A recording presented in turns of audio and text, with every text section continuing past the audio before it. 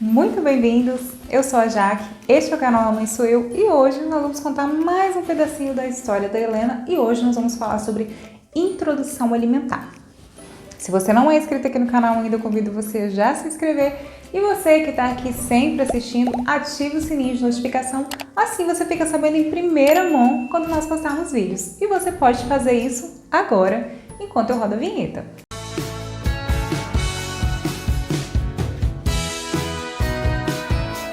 Bom, esse vídeo foi um pedido, de uma seguidora, uma inscrita aqui do canal muito querida, chamada Gilcilene Gonçalves. Eu vou deixar a mensagem dela aqui, o comentário que ela deixou. Ela também tem uma filhinha que também se chama Helena e que também tem hidrocefalia. Então ela pediu que eu relatasse como que foi a introdução alimentar da Helena, uma vez que as crianças que têm hidrocefalia, elas têm um desenvolvimento um pouco mais lento, então, consequentemente, vai ser um pouco diferente também a parte da introdução alimentar. Bom, mas vamos lá. Antes de contar exatamente como foi a história da Helena, é importante a gente entender o seguinte: cada criança tem as suas individualidades. Então, não quer dizer que por Helena usar a válvula, ela ter hidrocefalia, vai ser assim com todas as crianças. É importante você observar o desenvolvimento do seu filho e também você consultar-se com o seu médico antes de começar a introdução alimentar. É muito importante que o período de 6 meses ele seja observado. As crianças de forma nenhuma devem começar a se alimentar com alimentos que não sejam leite antes desse período. Com a Helena foi exatamente assim. Após os 6 meses, nós começamos a fazer a introdução alimentar. Mas no caso dela, antes dessa introdução alimentar, foram necessárias algumas observações. Porque quem acompanha a gente aqui no canal, que já viram os vídeos, onde eu já contei, tem uma playlist onde eu conto a história dela bem do comecinho, bem do período da internação, do período da UTI. Ela não mamava, ela não tinha sucção, então ela teve alta do hospital com uma GTT, uma gastrostomia. Então ela não se alimentava via oral.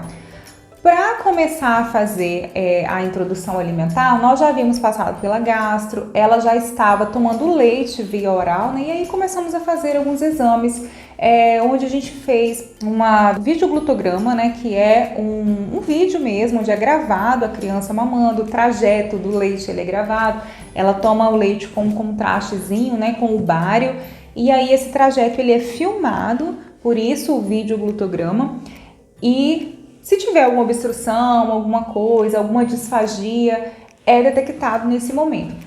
É muito importante que se o seu filho teve algum problema de deglutição, teve algum problema de sucção, esse exame seja feito. Por quê? Toda vez que você oferece alimento para uma criança que tem dificuldade de deglutição ou ela tem alguma disfagia, esse alimento ele pode ser broncoaspirado e ele pode parar no pulmão. Isso pode acontecer a criança ter pneumonias de repetição e o quadro pode agravar bastante e, infelizmente, até mesmo evoluir para óbito. Então, isso tem que ser muito bem observado antes de você começar a oferecer os alimentos. Bom, a diferença é que todos os médicos, os pediatras, eles falam que a gente tem que esperar que a criança dê os sinais mesmo, de prontidão para receber o alimento. As crianças típicas, com mais ou menos 6 meses, elas já estão sentando, já estão sustentando cabeça, tronco, mas as crianças que têm hidrocefalia geralmente ainda não estão nessa idade com todo esse desenvolvimento. E a parte digestiva ela vai se desenvolvendo e a partir de 6 meses geralmente o leite já não sustenta tanto a criança e ela precisa de começar a comer os alimentos, começar a fazer a introdução alimentar mesmo. E aí você precisa observar como que isso vai ser feito. Por quê? A criança ainda não senta, você não pode oferecer alimentos mais sólidos, mais pastosos para essa criança deitada. Então, essa criança ela tem que ter um mínimo de sustentação, você tem que conseguir deixá-la pelo menos sentada, para que você possa dar esses alimentos. Com a Helena, orientado pela pediatra que cuidava dela na época, nós começamos a oferecer primeiro papinhas de fruta, ela sempre tomava as mamadeiras ali no lugar das refeições e entre essas refeições, eu oferecia para ela a papinha de fruta. Eu sentava ela bem sentadinha mesmo no colo, apoiava com o meu cotovelo para que ela não declinasse a cabeça, uma vez que ela ainda não se sentava. Eu não conseguia, nesse momento, usar aquela cadeira de alimentação, porque ela ainda não tinha apoio. Então eu precisava fazer essa alimentação com ela aqui no colo e oferecendo essas papinhas para ela. E à medida que ela foi evoluindo, né, que ela foi passando a sustentar um pouco mais a cabeça, o tronco, nós fomos evoluindo com essa alimentação. Geralmente você não vai conseguir fazer aquele famoso BLW, né, que você oferece o alimento em pedaços ali para a criança, na bandeja da cadeira, não nessa fase, porque geralmente, né, eu tô falando de casos assim parecidos com o caso da Helena. É claro que tem crianças que têm hidrocefalia que conseguem se desenvolver bem próximo do esperado para aquela idade, né?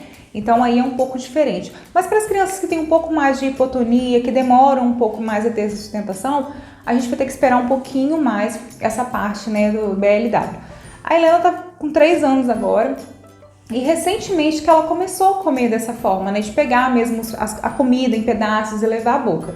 Então é um exercício de muita paciência, a gente precisa muito ver como que essa criança está aceitando, né, e introduzindo aos poucos esse alimento, mas não é porque o seu filho não tem essa prontidão aí, que ainda não está sustentando o tronco, cabeça, não está sentando sozinho, que você não deve alimentá-lo. Eu me lembro que mesmo ela não tendo a habilidade de pegar, de levar o alimento à boca, eu deixava ela tocar no alimento mesmo, né? Ela pegava banana, ela amassava um pouquinho, eu dava manga na mão dela. Que é importante isso, é você ir desenvolvendo também essa parte sensorial da criança, colocar grãozinhos de arroz dentro de uma luva, o feijão, e deixar a criança ir apertando para ela ir sentindo mesmo o alimento, que isso ajuda muito na parte da aceitação mesmo, na parte dela realmente querer comer esse alimento. E mesmo que demore um pouquinho mais, mas o desenvolvimento ele é bem parecido, então você precisa ensinar o seu filho a comer essas texturas, a gostar, né, dessas texturas. E os vegetais, explore bastante. Você pode cozinhá-los, amassá-los, não tem problema. Eu sempre fiz assim uma papinha com bastante verdura, com bastante coisas para ela, né, para ela realmente ir acostumando e aprendendo esses sabores, né. E aí, com o evoluir, você vai vendo o que a criança mais gosta, o que ela mais aceita.